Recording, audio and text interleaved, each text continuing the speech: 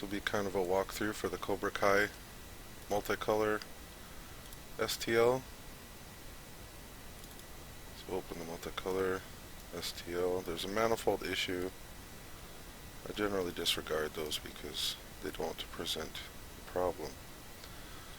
So you can see by the picture, black, red, yellow, white.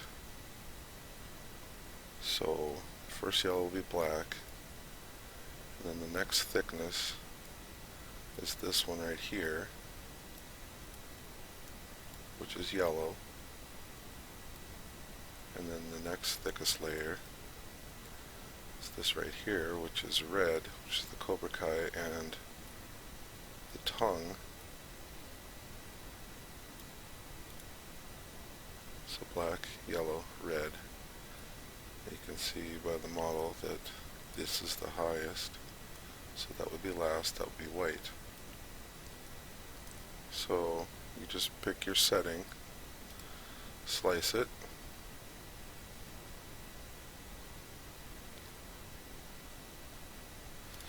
when you preview it, bring it all the way down to see where we're starting. So go up, so this will be all black. So I mean, the first thing you need to do is figure out your colors. Yeah, which one is going to go first, second, third, fourth. So we determine the black is first, yellow is second, red is third, and white is last. So the first layers are automatically black. You don't need a color change, obviously, that's your first color. So we go up until the first feature change right there. That layer right there is layer 5. So at that layer, let's get rid of these. I always have the, well, let's just start from scratch here. Then you go extensions, post-processing, modify G-code. This is where you can add your post-processing scripts. And we want, I have this one on all the time, display file name and LCD in the layer on the LCD, so it will tell you what you're printing and which layer it's on. So, once you add that, then this little toolbox icon shows up. It shows you how many scripts you have active. So I have one, and that's just to display the file name. And once it's there, you can actually click here as a shortcut and add another script. But if you're doing the first script from scratch, you go extensions, post-processing, modify G-code. So, it's important to note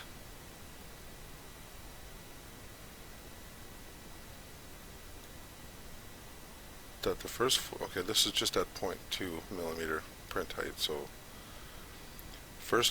so we want these 4 layers black, and the next layer after that, at layer 5, is where we want the color change to occur, because extensions, post-processing, modify G-script. When I use the filament change, because there's less options, so it's more simple for me. Like if you did the pause at height, I've never, technically it would be more customizable, but to me more options is more things to go wrong. I don't know. This is what I've always used because it makes the most sense to me, because this is what I'm doing, is changing the filament. So we know by the preview that we want our next color, which will be yellow, to start at layer 5. And if you'll notice, it says at what layer should the color change occur. This will be before this layer starts printing. So, and I guess you can also specify multiple ones with commas in here, but I don't do that. I just add more scripts. But anyway, so layer 5, so it will stop the machine after layer 4, and before layer 5 starts, it will pause the machine, empty the Bowden tube, let you reload it, purge, and resume printing in your next color. So it's pretty important to understand how this works, because if you did it on layer 4, it would put a big black layer, or a yellow layer on top of your black, which would cover up all the stuff. So we close this and I slice. So every time you change that, you have to reslice. So now we know it's going to do a color change at layer 5. So now we need to look for our next thickness, which is going to be the red.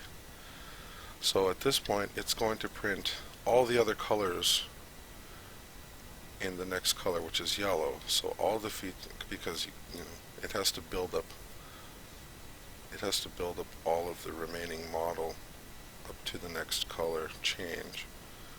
So this is all yellow. And what we need to do is watch for when, see right there, the yellow layer stops. So we have black to layer 5, and this is yellow. Everything's going to be yellow until, oh, right there. You see how now only the red and white things are continuing to print.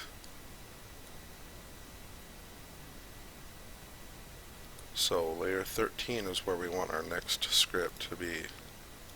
I just add another one. I don't do a comma. I've never tried that. This is just easier for my brain to just add another one so I can see, you know, visibly. And I forgot which layer it was. So I have to slice again. Whatever layer it's on, 13. Because that is the first layer of red. Now it'll print all this stuff red, which is the Cobra Kai, the tongue, and the face. See how it's not printing anything else at that layer. It is here, not here. So I'll just open this up again and change it to layer 13. I forgot to mention in the Filament Change script, the initial retraction is when it stops printing, or when it pauses. It initially retracts this distance of filament out of the nozzle so that it doesn't keep oozing. And then the later retraction distance, I set this to be a little greater than the length of my Bowden tube, and for my Ender 3 I set it at 400, because then it will feed out, it will unload 400 millimeters length of filament. That's just to make sure that it unloads the Bowden tube completely, so you don't have to like squeeze the tension arm and pull it out by hand or whatever.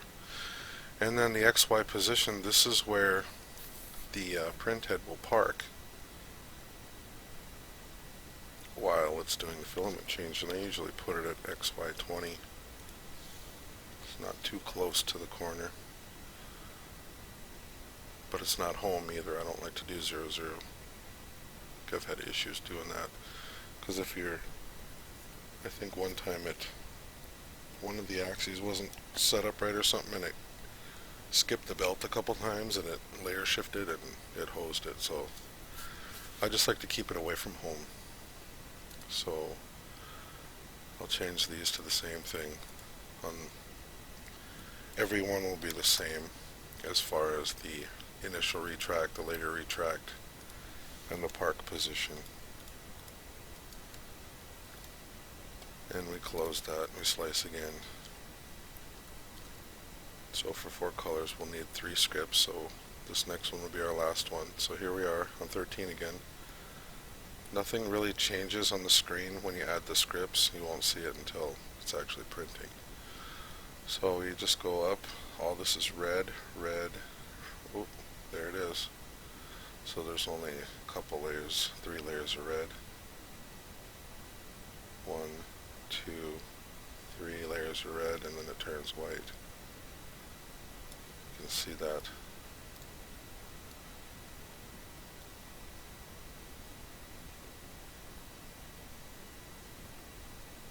So that's our next one. 16 is our next script layer.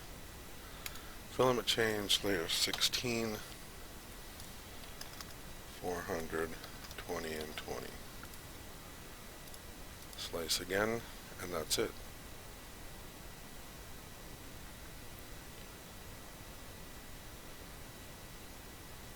so when it finishes, I don't have the print settings. This is just a, I don't know, I just grabbed a setting. There seems to be an anomaly here because of that manifold issue. The model's not manifold, but I mean, that's not Cura's fault, or there's something in the actual model that's goofy. It's not solid or something. There's holes in it. So if somebody wanted to fix that, they'd have to open it up in like Mesh Mixer or Fusion, I guess, or something, and fix that. But so there would probably be a little goofy triangle on there. But that's the basic process. And I'll just save it to file.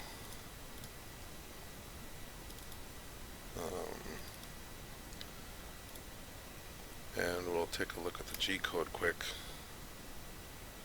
There's the multicolor G code.